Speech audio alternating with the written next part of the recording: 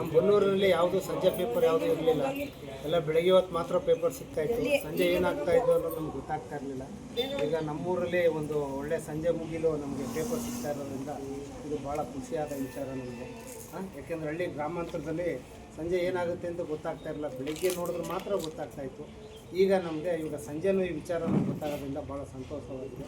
ಈ ಪೇಪರು ನಮಗೆ ಭಾಳ ಅನುಕೂಲ ಮಾಡಿಕೊಡ್ತಾ ಇದೆ. Thank you sir. Thank you. ಅಧ್ಯಕ್ಷ ಲಯನ್ಸ್ ಮಾಜಿ ಅಧ್ಯಕ್ಷರಾಗಿ ಏನು ಹೇಳ್ತೀರಾ? ಅದು ಸುದ್ದಿಗಳ ಹೊನಲು ಸಂಜೆ ಮುಗಿಲು ಅಂತ ಪತ್ರಿಕೆ, ಇದು ಈವ್ನಿಂಗ್ ಪೇಪರು. ಇದು ಸುದ್ದಿಗಳನ್ನ ಬೆಳಗ್ಗೆ ಇದಾದ ಸಂಜೆನೇ ತಕ್ಷಣ ತಿಳಿಸ್ತಾ ಇದೆ ಜನಗಳಿಗೆ. ಇದು ತುಂಬ ಉಪಯುಕ್ತ ಆಗ್ತಾ ಇದೆ. ಇವತ್ತವರೆಗೂ ಸ್ಟಾರ್ ಆಫ್ ಮೈಸೂರು ಅಂದ್ಬಿಟ್ಟು ಸಂಜೆ ಪೇಪರ್ಗಳು ಬರ್ತಾಯಿತ್ತು. ಈಗ ಇದು ಉನ್ನತ ಸ್ಥಾನದಲ್ಲಿ ಈ ಪತ್ರಿಕೆ ಹೆಸರು ಮಾಡಿ ಇನ್ನೂ ಮುಂದಿನ ದಿನಗಳಲ್ಲಿ ಇನ್ನೂ ಉನ್ನತ ಮಟ್ಟಕ್ಕೆ ಹೋಗಲಿ ಅಂತ ಈ ಶುಭ ಸಂದರ್ಭದಲ್ಲಿ ಹಾರೈಸ್ತೀನಿ. ಮಂಜುಳವರೇ, ತಾವು ರೋಟರಿ ವ್ಯವಸ್ಥಾಪಕರಾಗಿ ತಾವು ಕೂಡ ಇದ್ದೀರಾ, ಏನು ಹೇಳ್ತೀರಾ? ಈಗ ಪ್ರತಿದಿನ ದಯವಿಟ್ಟು ನಮ್ಮ ಪತ್ರಿಕೆಗೆ ಸುದ್ದಿ ಕಳಿಸಿ, ಏನು ಹೇಳ್ತೀರಾ? ಸಂಜೆ ಮುಗಿಲು ಇದು ಈವ್ನಿಂಗ್ ಪೇಪರ್ ಆಗಿರೋದ್ರಿಂದ ಸ್ಟಾರ್ ಆಫ್ ಪ್ರೀತಿ ಉನ್ನತ ಸ್ಥಾನದಲ್ಲಿ ಬೆಳೀಲಿ ಅಂತ ಆಶಯ ಪಡ್ತಾ ಒಳ್ಳೆಯದಾಗಲಿ ಅನ್ನೋದು ವಿಚಾರವನ್ನು ಶುಭ ಕೋರ್ ಬಸವ ಬಳಗದ ಅಧ್ಯಕ್ಷ ತಾವು. ಸಂಜೆ ಮುಗಿಲು ಪತ್ರಿಕೆ ನಮಗೆ ಅನುಕೂಲ. ಯಾಕೆಂದರೆ ನಮ್ಮ ಬನ್ನೂರಲ್ಲಿ ಸಂಜೆ ಪೇಪರ್ ಯಾವುದೂ ಬರ್ತಾ ಇರಲಿಲ್ಲ.